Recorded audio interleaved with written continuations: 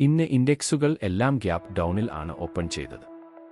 Nifty 422 point താഴ്ന്ന് 24,028-ൽ close ചെയ്തു. Sensex 1352 point താഴ്ന്ന് 77,566-ൽ ക്ലോസ് ചെയ്തു.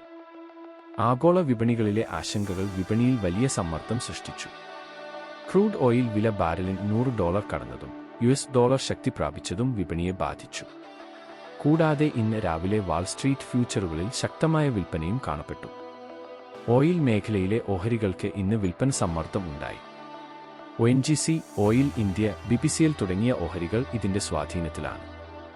നിഫ്റ്റി 500 ഓഹരികളിൽ ഏറ്റവും കൂടുതൽ നഷ്ടം നേരിട്ടവയിൽ പിജി ഇലക്ട്രോപ്ലാസ്റ്റ്, തേജസ് നെറ്റ്വർക്ക്, MRPL, JK ടയർ, സ്വാൻ കോർപ്പ് എന്നിവ ഉൾപ്പെടുന്നു.